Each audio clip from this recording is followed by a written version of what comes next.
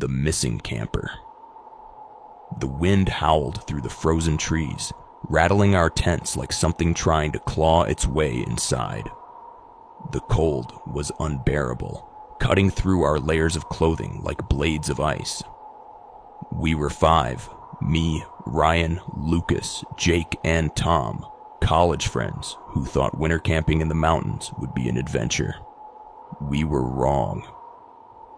The night before it happened, we sat around a weak fire, the flames barely holding their own against the biting wind.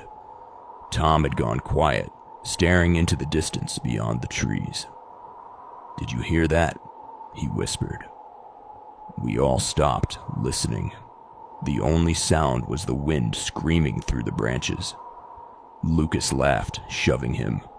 "You're just trying to scare us, man." But Tom wasn't laughing. I swear. I heard someone whisper my name. None of us took him seriously. We were tired, half frozen, and desperate for sleep. One by one, we crawled into our sleeping bags, and the wind outside continued its eerie song. When I woke up, everything was wrong.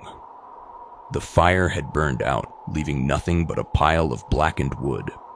The air was colder than before, the kind of cold that burns when you breathe it in.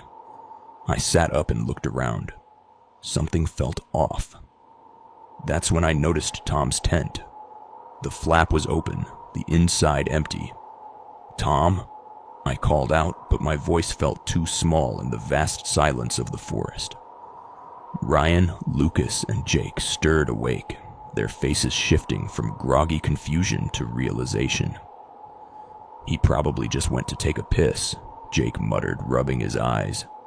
But we all knew. No one just walks off alone in weather like this. And his boots were still inside the tent. Then we saw the footprints. A single trail of deep, perfect imprints in the snow, leading away from the camp. They stretched into the forest, vanishing into the white void between the trees. But what stopped us cold was the fact that there was only one set of footprints, leading away. No return prints. Ryan cursed under his breath, pulling his coat tighter around him. Maybe he wandered off, got turned around, without his boots, in the middle of the night. Lucas shook his head. We had no choice. We followed the prints, calling Tom's name into the emptiness. The deeper we went, the quieter everything became.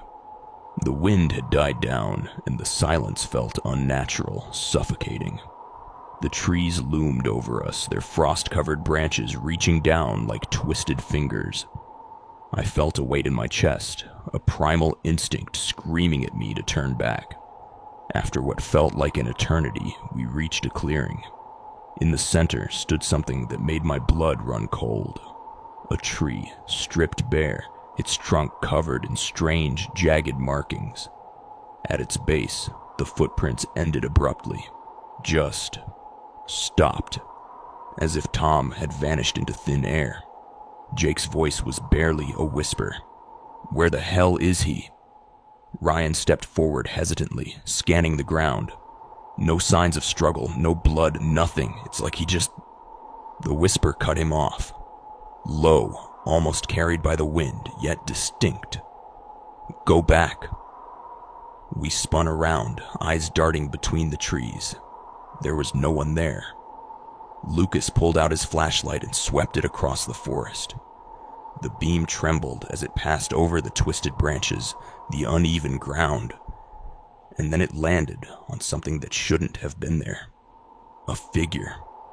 Standing between the trees, too far to make out the details, but undeniably human-shaped. Its head was tilted at an unnatural angle, watching us. "Tom?" I croaked, but I knew it wasn't him. The figure moved. Not walked. Moved. 1 second it was standing still, the next it was closer. No sound. No footprints in the snow. "Run!" Ryan screamed, and we did. We sprinted back through the woods, our breath coming out in panicked gasps. The camp was barely visible through the trees when I heard something behind me. A whisper right by my ear. Too late. I didn't look back. I couldn't. We crashed into our camp, scrambling into the tents, zipping them up as if thin fabric could keep whatever it was outside. The next few hours were hell.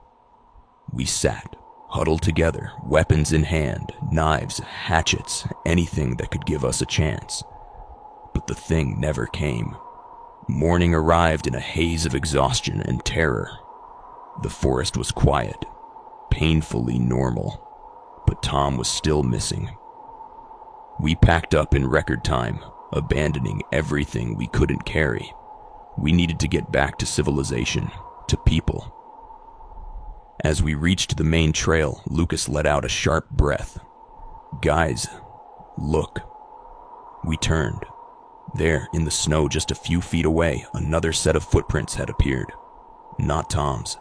They were larger, deeper, and they circled our entire campsite. Someone, something had been standing there all night, watching us. We never found Tom. The search teams never found any trace of him either. No tracks, no signs of a struggle, nothing. It was like he had never existed. But we know what we saw. And sometimes, in the dead of winter, when the wind howls through the trees, I swear I can still hear that whisper. Go back. Story number 2. Whispers in the Blizzard. The storm came faster than we expected. One moment we were hiking through the snowy trails, laughing about how insane we were to go camping in winter.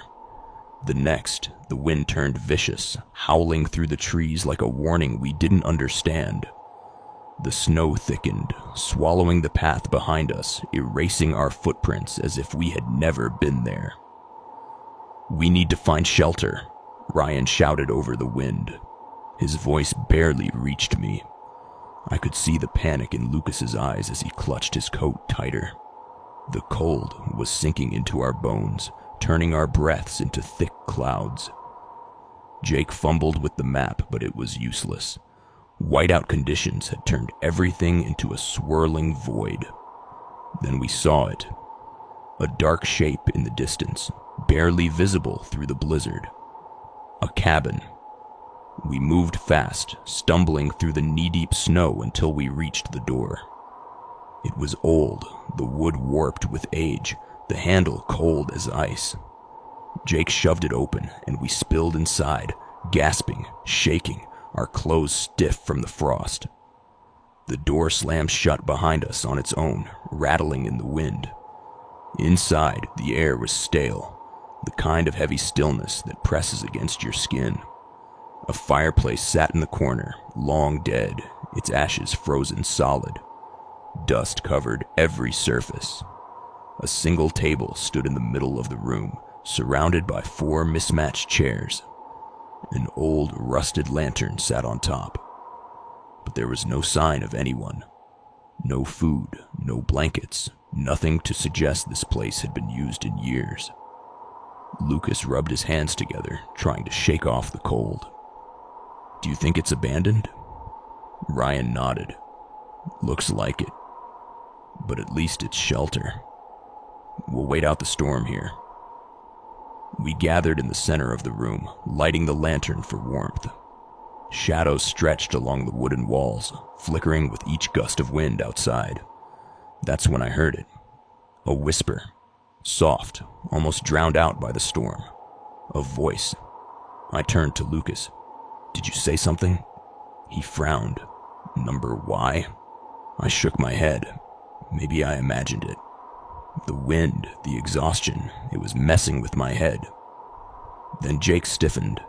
His eyes darted to the far corner of the room near the fireplace. "Guys, did you hear that?" A low murmur. Faint, yet unmistakable. Like someone speaking just beneath the sound of the storm. Ryan stood up abruptly, his eyes scanning the room. "Hello?" His voice echoed slightly, met with nothing but silence. Another whisper. This time, it was clearer. Get out." The words slithered through the air, sending ice through my veins. Lucas jumped to his feet. "Okay, no. What the hell was that?" Jake grabbed the lantern and shone it toward the fireplace. The light barely reached the dark corners of the room. The whisper came again, louder this time. It wasn't just one voice. It was many. "You shouldn't be here." I could feel my pulse hammering against my skull. The air had changed. It felt thicker, heavier, pressing against my skin. The temperature dropped, colder than it had been outside. Then the floor creaked. We all turned at once. A figure stood at the far end of the room, not standing, hanging. It was barely visible in the dim light, its head tilted to the side in an unnatural way, arms limp, feet not touching the ground. A breath hitched in my throat.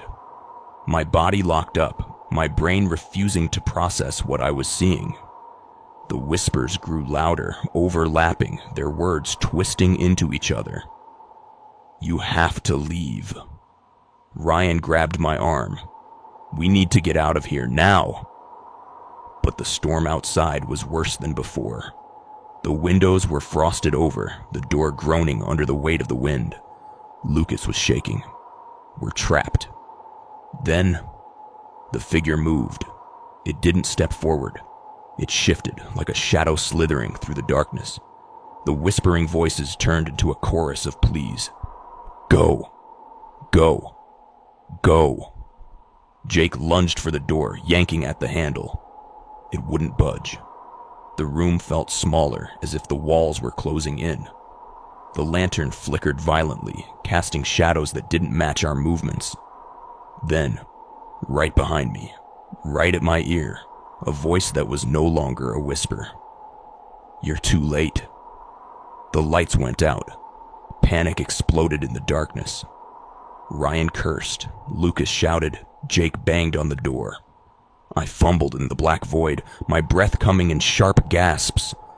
The whispers were everywhere now, circling us, overlapping, merging into a distorted hum. Something touched my shoulder. I screamed, shoving back, colliding into Ryan. His breathing was ragged. "I felt it too," he gasped. Then the door slammed open on its own, revealing the raging blizzard outside. We didn't think. We ran. The cold hit like a wall of knives, but I didn't care. I stumbled through the snow, heart pounding, lungs burning. We didn't stop running until the cabin was just a distant shadow in the storm. When we finally collapsed onto the main trail, gasping for breath, we turned back. The cabin was gone. No structure, no footprints, just an unbroken expanse of snow. None of us spoke. There was nothing to say. We hiked back in silence, the storm breaking as suddenly as it had begun. The sky was clear by the time we reached civilization, the sun casting long shadows across the untouched snow. To this day, I don't know what we saw. I don't know who or what was whispering in that cabin. But sometimes, in the dead of winter, when the wind is just right, I swear I can still hear it. You're Too Late. Story number 3. The Pale Man by the Fire. The fire wasn't mine. That was the first thing I realized when I woke up. The air was sharp with cold, my breath rising in slow, ghostly puffs. The forest around me was silent, buried under a thick layer of snow. My fingers were stiff, my toes numb inside my boots. But the fire was burning strong. Too strong. I sat up, my pulse quickening. When I went to sleep, my fire had been weak, barely enough to keep me warm through the night. But now, it roared, crackling and spitting embers into the darkness. And then I saw him. A man sat across from me, just beyond the flames. His face was pale, almost sickly, the kind of color you see on something left in the cold for too long. His skin stretched too tight over his cheekbones, his lips thin and cracked.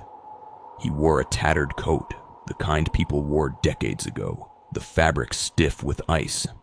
His hands, bony and long, rested on his knees as he stared at me, unblinking. "You're late," he said. My stomach nodded. My mind fought to make sense of the situation. I hadn't heard anyone approach. There were no footprints in the snow, no sign that he had walked into my camp. And yet, he sat there like he had always been there, like he had been waiting. I don't know what you mean," I stammered, my voice barely above a whisper. The man tilted his head just slightly. The firelight flickered over his face, casting deep shadows in the hollows of his eyes. "You don't remember, do you?" A wave of nausea rolled through me. The way he spoke, the way he looked at me, it was like he knew me. But I didn't know him. I would have remembered him. I glanced around, looking for anything, my knife, my pack, something to ground myself. But everything felt off. The trees stood too still. The wind had died, leaving the air heavy with silence. The fire's glow didn't reach far, as if the darkness beyond it was swallowing the light. I forced myself to speak. "Who are you?" He smiled. His lips cracked, but no blood came out. "You already know." I didn't. But something deep in my bones told me I should. I swallowed hard, forcing my legs to move, to stand, to step back. But the moment I shifted, the fire dimmed. The warmth drained away as if something was sucking the heat from the air. His smile faded. "You shouldn't do that." I stopped. My heartbeat pounded in my ears. My body screamed at me to run, but I couldn't move. "Sit," he said. I didn't. His eyes darkened, sinking into the hollows of his face. "Do you know what happens to those who don't listen?" Something moved behind him. A shape, shifting in the darkness beyond the fire. My breath caught in my throat. The air thickened, pressing against my skin. "You came here for a reason," he said. "You don't remember, but you will." I clenched my fists. "I didn't come here for you." His expression remained blank. "Number, you came for the fire. But the fire wasn't yours, was it?" A shiver ran down my spine. I looked at the flames, at how unnaturally bright they burned, how they didn't crackle like normal firewood. It was wrong. All of it was wrong. "You took my place," he murmured. The words didn't make sense. I shook my head. "I don't know what you're talking about." He leaned forward. "Yes, you do." The thing in the dark moved closer. I saw it now, just beyond the fire's edge, a towering figure, its limbs too long, its body shifting like mist. Its fingers twitched, curling, reaching. I stepped back. The man didn't move. "You were supposed to freeze," he said. "You were supposed to die." The fire flickered. My skin burned with cold, my breath turning ragged. The world started to tilt, memories rushing in. The storm, the cold biting into my skin, the fire dying in the night, my body too weak to move. I had been dying. But then, the fire had come back. I looked at him. Realization settled like ice in my veins. "You were here before me." He nodded slowly. "And now I'm not." The darkness behind him pulsed. The thing moved again, shifting closer, its breath a deep, hollow rasp. I understood now. The fire wasn't mine. It had been his. I stole his place. The cold seeped into my bones, deeper, harsher. The fire dimmed again. The man stood. The thing behind him loomed closer, hungry. I couldn't breathe. "What happens now?" His lips curled, just slightly. "A trade." The fire roared back to life. The heat rushed through me, burning away the cold. I gasped, stumbling forward, toward the fire, away from the thing. The pale man didn't move. The creature's fingers curled around his shoulders. He didn't fight it, didn't scream. He just watched me, eyes hollow, mouth barely parting as the darkness swallowed him whole. The fire crackled. The cold faded. I was alone. The next morning, I found footprints circling my campsite. Not mine. I didn't stay to see what would happen when night fell again. Story number 4. The Hunter's Cabin. The storm was getting worse. The wind howled through the trees, dragging thick curtains of snow across the path, erasing our footprints before we could take another step. The temperature had dropped so fast that even with our winter gear, the cold gnawed at our bones, slowing us down. Ryan kept checking the map, but it was useless. Nothing but white surrounded us. "We need to find shelter," Lucas muttered, his breath coming out in jagged clouds. That's when we saw it. A cabin, barely visible through the dense snowfall. It sat at the edge of the forest, old and weathered, its roof sagging under the weight of ice. A single window, frosted over, glowed faintly in the dark. Jake was the first to move. "We don't have a choice," he said. "We either freeze or take our chances in there." The door was heavy, the wood swollen from years of neglect. I pushed against it, and it groaned open with an awful creak. Inside, the air was stale, thick with the scent of dust and something else, something rotting. A fireplace sat in the corner, its embers long dead. Animal heads were mounted along the walls, their glassy eyes dull, their fur covered in frost. "Looks abandoned," Ryan muttered, stepping inside and rubbing his hands together. Lucas shined his flashlight across the room. A wooden table stood in the center, scratched and worn. A single chair was pulled away from it, as if someone had just been sitting there. The worst part was the walls, covered in carvings. Crude, jagged symbols etched deep into the wood. Some looked like eyes, others, faces. "This place gives me the creeps," I said, my voice barely above a whisper. Jake shrugged off his pack and threw himself onto an old couch, sending up a cloud of dust. "Creepy or not, it's warm." That was the last moment I felt safe. The first sign that something was wrong came an hour later. We had managed to get a small fire going, warming our frozen limbs. The wind outside had gotten worse, rattling the windows like something was trying to get in. That's when we heard it. A slow, rhythmic scraping. We all froze. The sound was coming from inside the cabin. I turned, my flashlight sweeping across the room. The noise had stopped. Lucas glanced at me, his face pale. "Did that come from—" The scraping returned. This time, louder. It was coming from the walls. Ryan stepped forward hesitantly, running his fingers over the carvings. His face twisted in confusion. These weren't this deep before. A gust of wind slammed against the cabin, shaking the walls. The fire flickered violently, almost dying out. In the dim light, the carvings looked different, deeper, sharper. Some had changed entirely, shifting into shapes that looked almost human.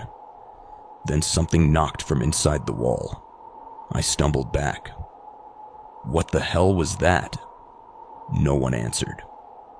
We stood there breathing heavily, the silence stretching until Lucas whispered, "We need to go." Jake grabbed his pack. "Screw this. We'll find another way out of this storm." He barely made it to the door before the wind slammed it shut in his face. Ryan grabbed the handle and yanked. It didn't budge. He tried again, harder. The door wouldn't move. It was as if something on the other side was holding it shut. Then we heard footsteps. Not outside. Above us. Slow, deliberate, pacing across the ceiling. Jake grabbed his pack. "Screw this. We'll find another way out of this storm." He barely made it to the door before the wind slammed it shut in his face. Ryan grabbed the handle and yanked. It didn't budge. He tried again, harder. The door wouldn't move. It was as if something on the other side was holding it shut.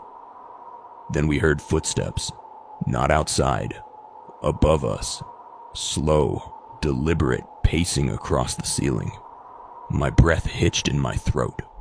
No one spoke. No one moved. The only sound was the steady, measured steps overhead. Then they stopped, right above where I stood. A whisper brushed against my ear. "You're in my seat." I bolted away, my heart slamming against my ribs. The fire flared up suddenly, casting sharp shadows across the walls. That's when I saw it. The chair. The one that had been pulled away from the table when we entered. It had moved.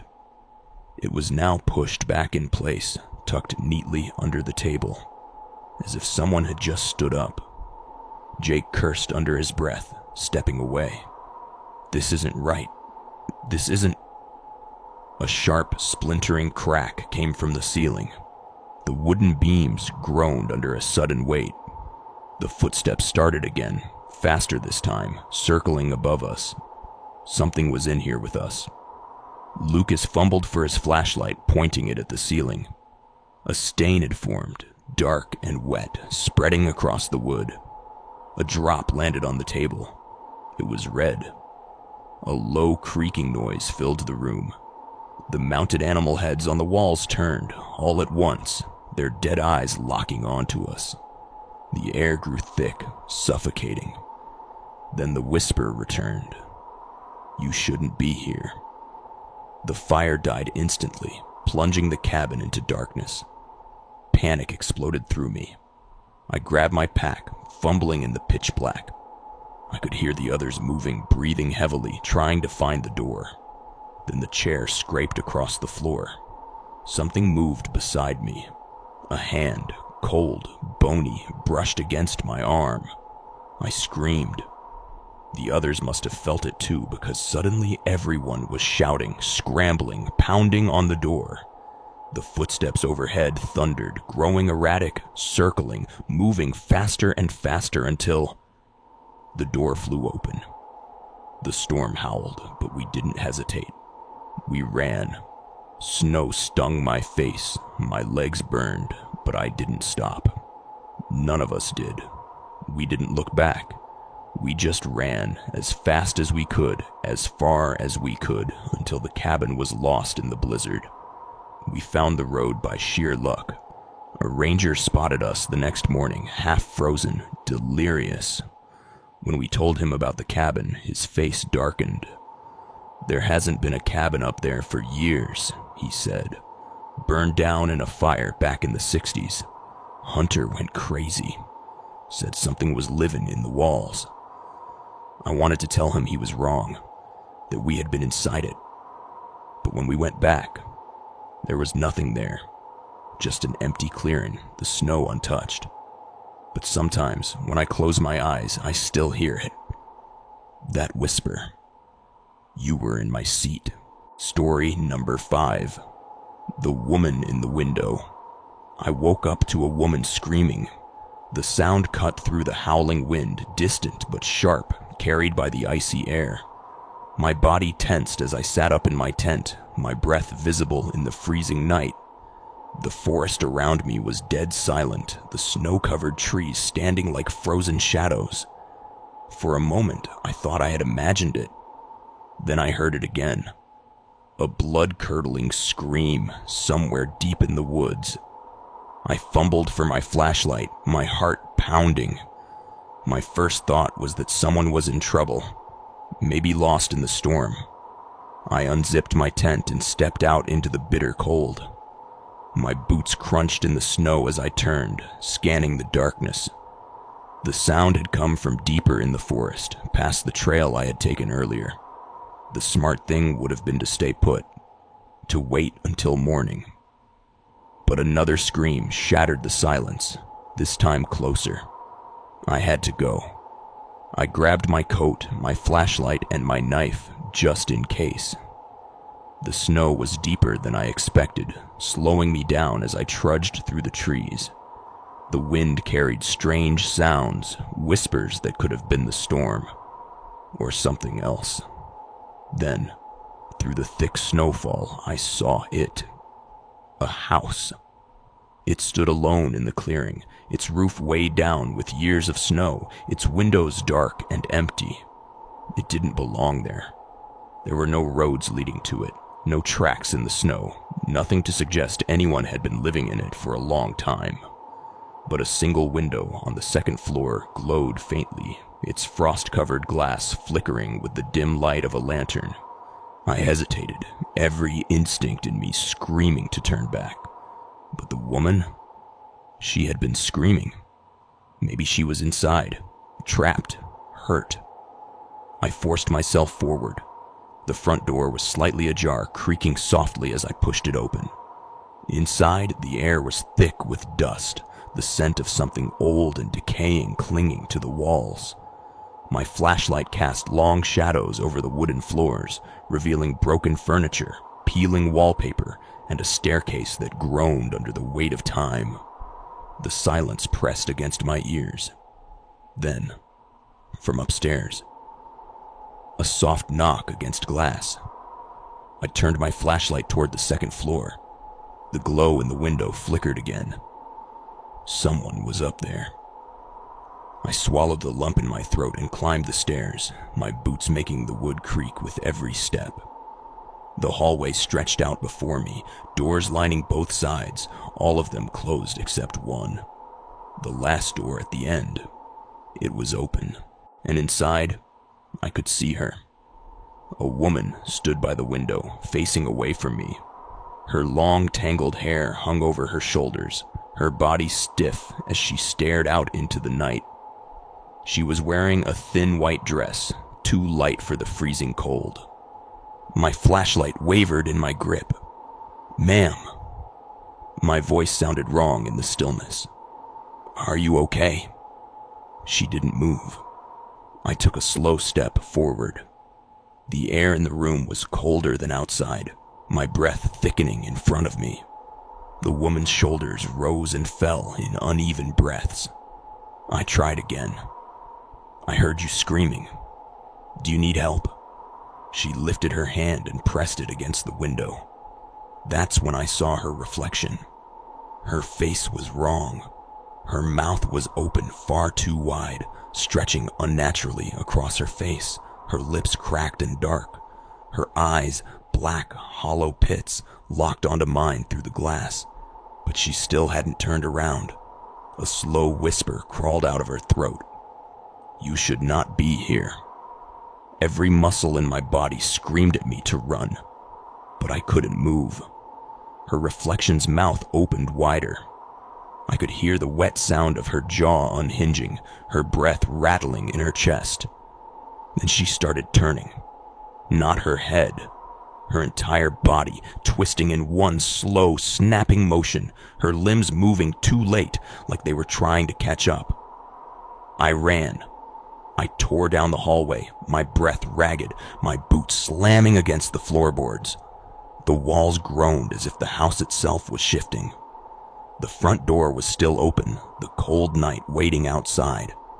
Just as I reached the last step, the whispers followed me. "Stay." I slammed into the door, shoving myself through the threshold, gasping as the freezing air hit me. I didn't stop. I ran across the clearing, through the deep snow, until my lungs burned and my legs ached. When I finally reached my camp, I collapsed onto the ground, chest heaving.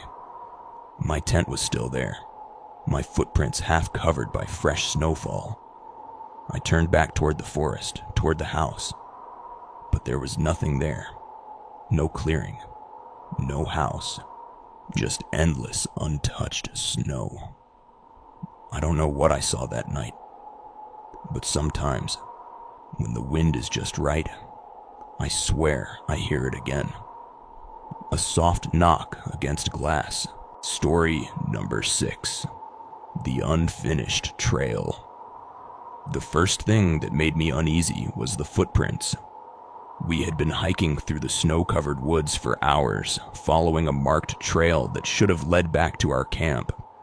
But as the sun began to set behind the trees, Lucas suddenly stopped, pointing at the ground ahead of us. "Those aren't ours."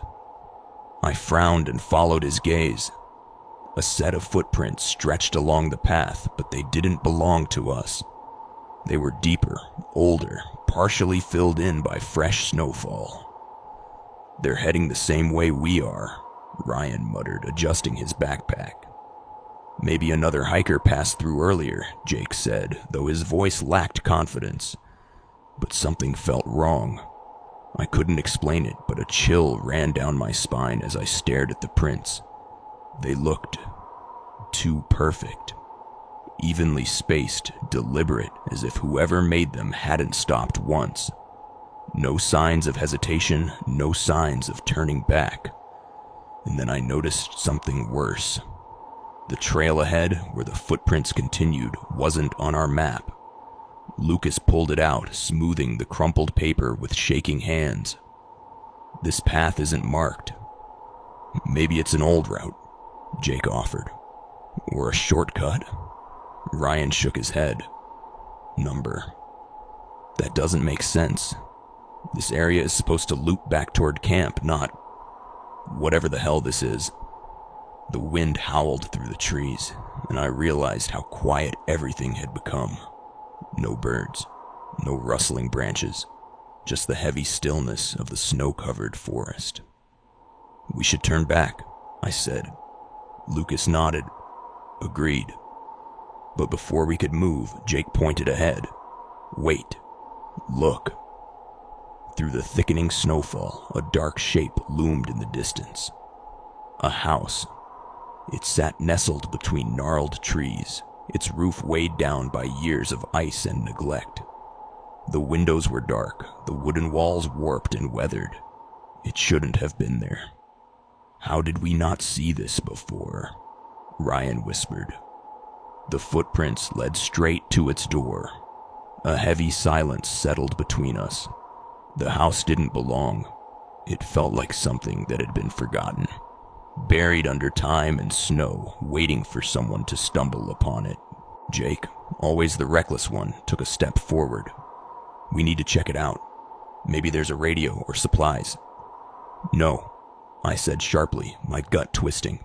"We leave. Now." Lucas backed me up. "This isn't right. None of this is right." But Jake was already moving. "5 minutes," he called over his shoulder. "If it's empty, we go." Reluctantly, we followed.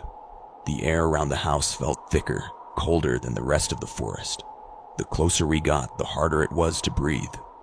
My fingers ached, even inside my gloves. The door was slightly open, swaying with the wind. Inside, the air was stale and wrong, like something that had been trapped for too long. The walls were covered in carvings, hundreds of them. Jagged, uneven symbols, gouged deep into the wood. Some looked like eyes, others looked like people, tall, stretched figures with elongated limbs. My stomach churned. Ryan's flashlight flickered as he swept it over the floor. Snow had blown inside, settling in thin patches over the wooden planks. The footprints we had followed led into the house, but there were no footprints leading out. Lucas exhaled shakily. "We shouldn't be here." The wind picked up outside, rattling the walls. A floorboard creaked. I turned sharply toward the sound, my heart hammering. Then I saw it. A door at the end of the hallway, slightly open. Beyond it, something moved. It was subtle, just the shift of a shadow, a flicker of motion in the dim light. But I knew something was there, watching, waiting. Jake took another step forward, and the whisper came. "You're not supposed to be here." It slithered through the air, soft, almost carried by the wind. But it wasn't the wind. It was inside the house. I grabbed Jake's arm, yanking him back. "We have to go. Now." Ryan was already moving, shoving Lucas toward the door. The house seemed smaller now, the walls pressing in. The carvings on the walls looked deeper, as if they had been freshly carved while we stood there. Then the door at the end of the hallway creaked open wider. The darkness beyond it shifted. A hand, too long, too thin, reached out, pressing against the wooden frame. We ran. Snow blasted into my face as we burst outside, our boots sinking deep as we sprinted away from the house. The wind screamed through the trees, the cold burning my lungs. I didn't look back. I couldn't. We ran until we saw the real trail again, our tracks leading back to camp. We didn't stop until we reached our tents, gasping, shaking, our bodies numb from more than just the cold. When we finally turned back toward the forest, toward where the house should have been, there was nothing. No clearing, no structure, just endless, untouched snow. I don't know where we went that night. I don't know what we saw. But sometimes, when I close my eyes, I can still hear it. That whisper. You're not supposed to be here. Story number 7.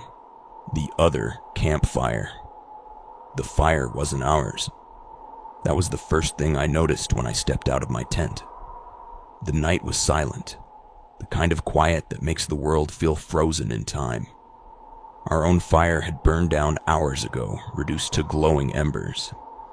But across the clearing, just beyond the tree line, another fire flickered.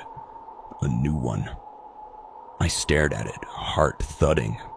Guys, wake up. Lucas groaned, rolling over in his sleeping bag. What is it now? Ryan sat up, rubbing his eyes. What's wrong? I pointed past the trees. There's another fire. Someone's out there. Jake pushed open his tent flap, peering into the darkness. His face scrunched in confusion. I thought we were the only ones up here. We were. We had hiked deep into the wilderness, miles from any other campers. No signs of people, no paths leading to another group. The snow around us was untouched except for our own tracks. But someone else was here. Ryan grabbed his flashlight and shined it towards the fire. Hello? His voice felt small against the vast emptiness of the night. No response. The fire crackled, its flames too still, too controlled. There were shapes sitting around it, dark figures, unmoving. My stomach twisted. What if they need help? Jake hesitated, then exhaled sharply. Only one way to find out. None of us wanted to go alone. We moved together, our boots crunching softly in the snow as we approached the other campfire. The air felt thicker the closer we got, the cold biting deeper into my skin. And then I saw it. My stomach dropped. The fire wasn't just similar to ours. It was exactly the same. The same makeshift stone ring. The same half-burnt log resting at the edge. The same scattered footprints around it. A perfect replica of our campsite. Lucas whispered, "What the hell?" Then the figures turned. There were 4 of them, and they looked exactly like us. My breath hitched. The duplicates sat in the same positions we had been in earlier that night, their faces eerily blank, their eyes hollow and dark. My copy sat cross-legged, staring into the fire.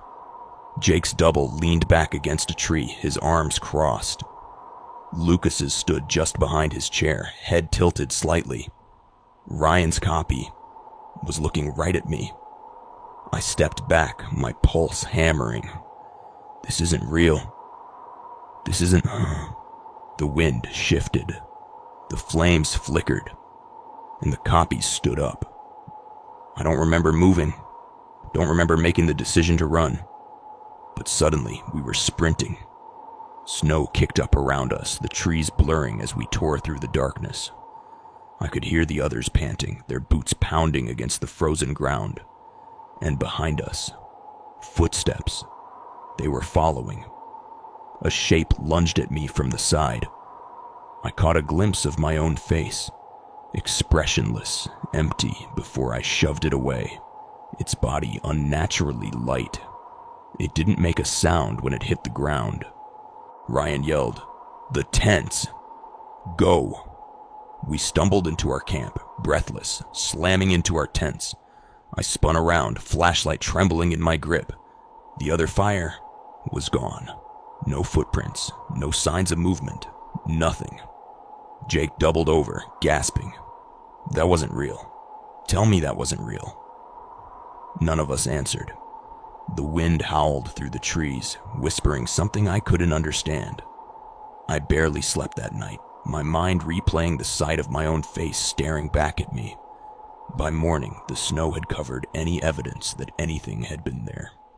But I know what we saw.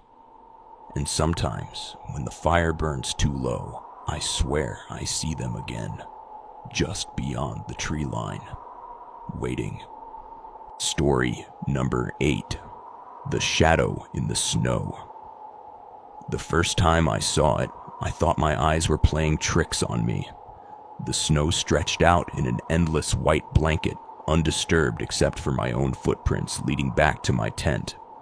The air was still, heavy with silence, the kind that makes the world feel abandoned. I had woken up before dawn, stepping out to relieve myself when I noticed it. A shadow, not mine. It was imprinted in the snow, a dark, human-shaped stain without a source.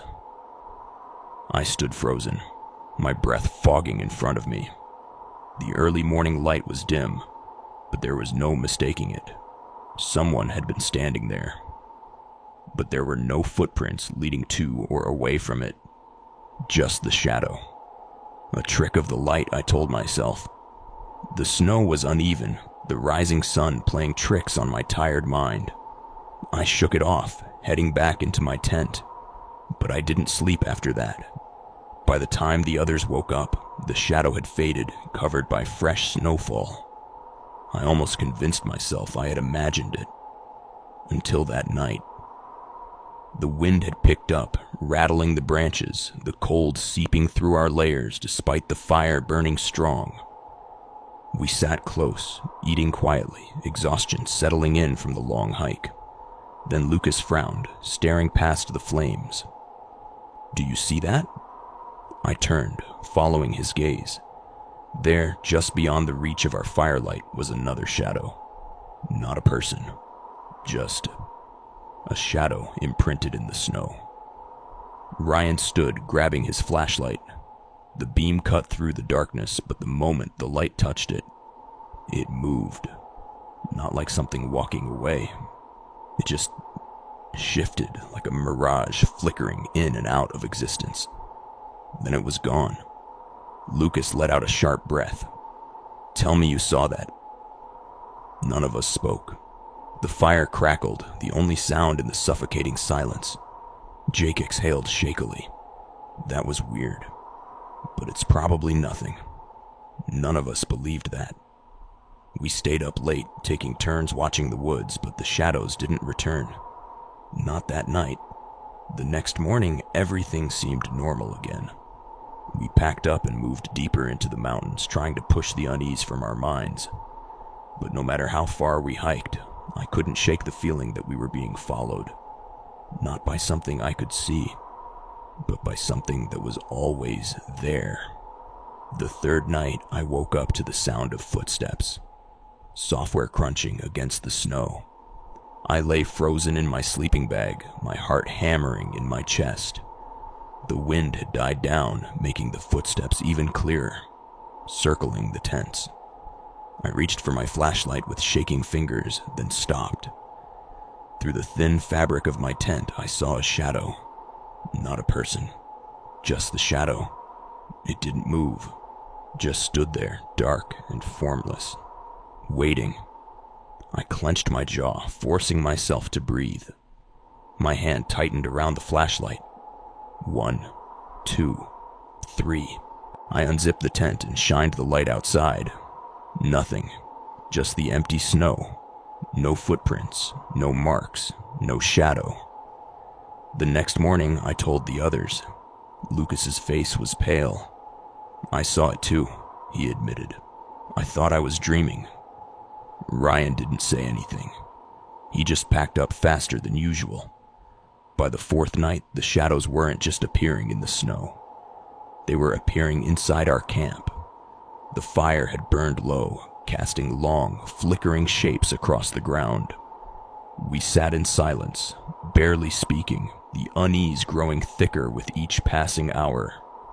Then I noticed it, a shadow by the fire, too close.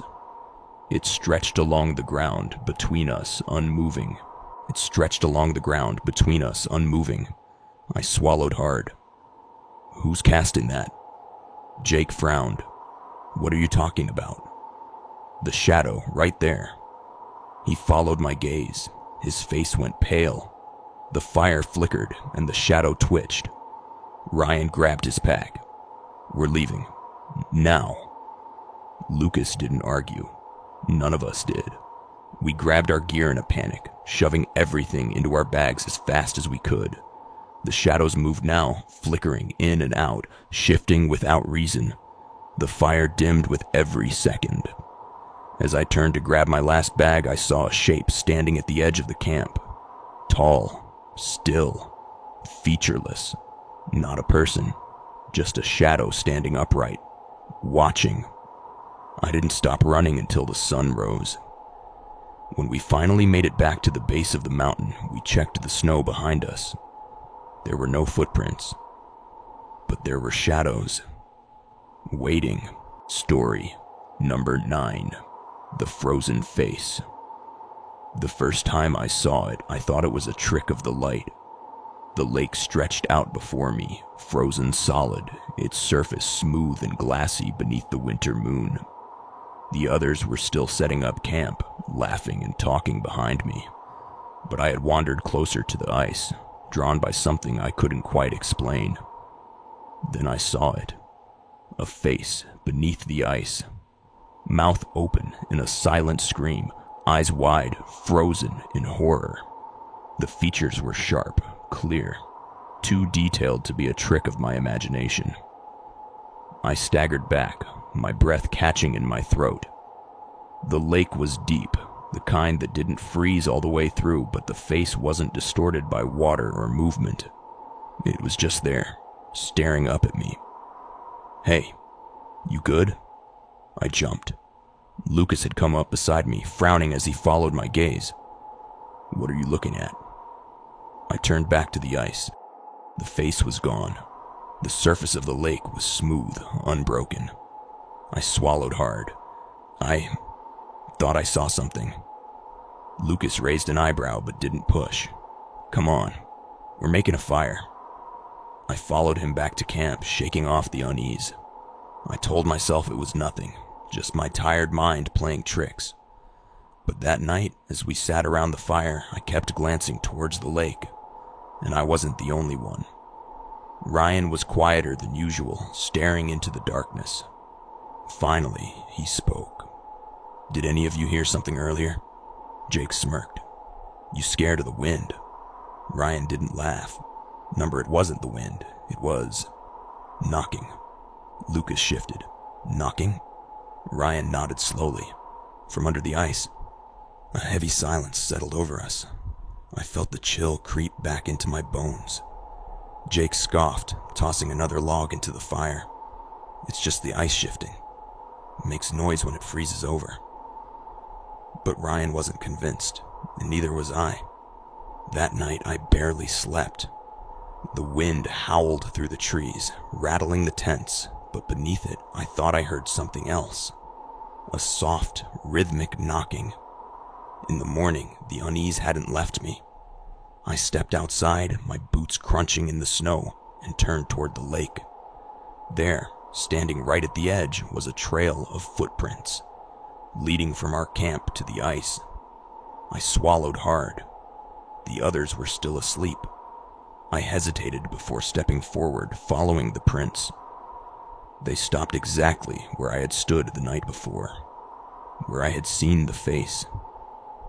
I knelt down, brushing the snow from the surface of the ice. My breath caught. The face was back, but it wasn't the same. The mouth was open wider, the eyes filled with something desperate, like it was trying to scream. I stumbled back, my heart hammering. The wind picked up, howling through the trees, but beneath it, a knock. From under the ice. I turned and ran. Lucas and the others were just waking up as I reached camp, my breaths ragged. I grabbed Ryan's arm. "The face," I gasped. "It's still there." Jake frowned. "What face?" Ryan didn't hesitate. He grabbed his jacket and followed me back to the lake. But when we got there, the ice was perfectly smooth. No footprints, no face, just endless, untouched snow. Ryan exhaled shakily. "We need to go." Jake laughed. "Seriously? Over a weird dream?" Ryan didn't answer. That night, I woke up to the sound of something scratching against my tent. Slow, deliberate. I held my breath, too afraid to move. The sound circled the tent once, twice, then stopped. Then came the whisper, "Help me." I shot up, gasping. The camp was silent, the fire still glowing faintly. I forced myself to step outside, scanning the darkness. And then I saw them. Footprints, leading from my tent back to the lake. I followed them, my body moving before my mind could stop it. The ice loomed ahead, shimmering under the moonlight, and the face was right beneath my feet. But this time, it was mine. My own frozen face, staring up at me, mouth twisted in horror. The ice cracked. The last thing I heard before I ran was a single, deafening knock. The next morning, we left. We didn't talk about it. We didn't look back. But sometimes, when the wind is just right, I still hear it. Knocking. Waiting. Story number 10. The man who never leaves. The first time we met him, we thought he was just another camper. The storm had forced us to stop early, setting up our tents in a small clearing. The snow was relentless, thick and heavy, making everything feel muffled and distant. We had just started a fire when he walked out of the woods. A tall man, bundled in a heavy coat, his face shadowed beneath a hood. His steps were slow, deliberate, like he had been walking for a long time. "Mind if I sit?" His voice was low, calm. None of us answered at first. Something about him unsettled me, but I pushed it down. We were in the middle of nowhere. Maybe he had gotten lost. Maybe he needed company. Jake scooted over, making room by the fire. "Yeah, sure." The man sat, his gloved hands resting on his knees. The firelight flickered against his face, but the shadows clung to him in a way that didn't seem right. He never pushed back his hood. "You boys hiking the ridge?" Ryan nodded. "Yeah. Got caught in the storm, though." The man let out a slow breath. "Storms up here last longer than you think." Something about the way he said it made my stomach twist. We talked for a bit, about the cold, the hike, the best spots to camp. But something was off. He never spoke about where he had come from, where he was headed. He never said his name, and he never ate. Even when Jake offered him some jerky, he just shook his head. Not hungry. The fire crackled between us, the cold creeping in from the trees. After a while, the man stood. "I'll be seeing you," he murmured. Then he turned and walked back into the woods. No flashlight, no gear, just gone. We didn't sleep well that night. By morning, we had convinced ourselves it was nothing, just a strange guy passing through. But when we packed up and hiked further into the mountains, we reached our next campsite and stopped dead. He was already there, sitting by the fire, waiting. The same heavy coat, the same shadowed face. Jake let out a nervous laugh. How did you know?" The man smiled. "Told you I'd be seeing you." None of us moved. It didn't make sense. We had hiked miles from the last site through deep snow on an unmarked trail. There was no way he could have beaten us here. Lucas whispered, "We should go back." But the man just chuckled, shaking his head. No use. You'll always end up here. The fire flickered, the wind howling through the trees. Ryan took a step forward. Who are you? The man tilted his head as if considering. I'm the one who never leaves. Then he smiled, and his teeth were wrong. Too many, too sharp. The fire died. We ran. The cold burned my lungs, my legs screaming as we tore through the snow. The trees blurred around us, the wind deafening. I didn't know where we were going, just away. But no matter how far we ran, how many turns we took, the landscape never changed. The same trees, the same clearing, the same fire waiting for us. And him. He was already sitting again, hands folded neatly, watching, waiting. Jake dropped to his knees, gasping. What the hell is this?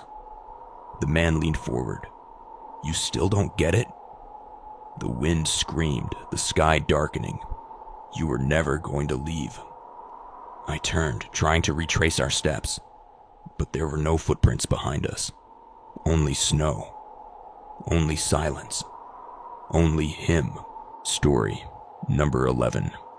The thing beneath the ice. We should have never stepped onto that lake. The ice stretched wide and smooth beneath the pale winter moon, an endless sheet of white and blue reflecting the darkness above. It looked solid, untouched, a perfect frozen mirror. But something about it made my stomach turn. Jake was the first to suggest it. Bet none of you have the guts to walk to the middle. Lucas scoffed, shoving his hands in his pockets. You're an idiot. Ryan grinned. Come on, it's solid, we'll be fine.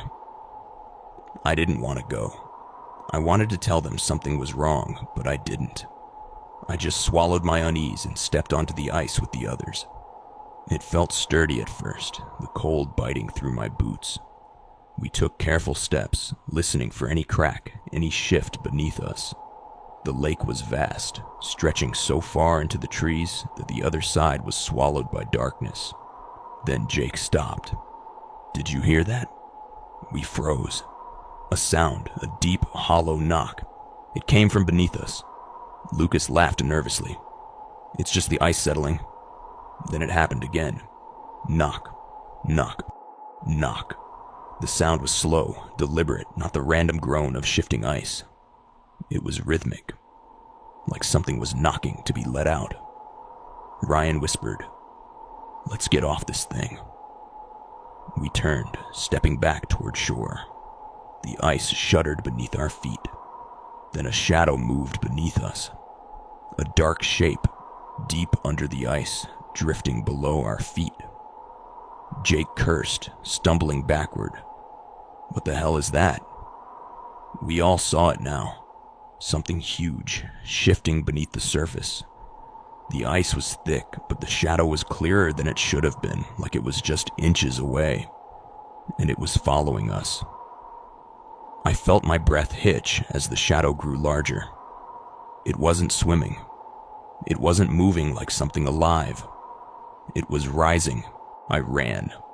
The others weren't far behind. Our boots skidded on the ice, breaths coming out in sharp gasps. The knocking turned into pounding, heavy and urgent, as if something massive was slamming against the ice from below. I didn't dare look down. We were halfway to shore when we heard it. A crack. Not a small one. Not a splintering whisper. A deep, deafening crack that split the night. Jake screamed. I turned in time to see him disappear. The ice beneath him had given way, swallowed him whole into the black water. For a second, there was nothing. Just the hole in the ice, jagged and gaping.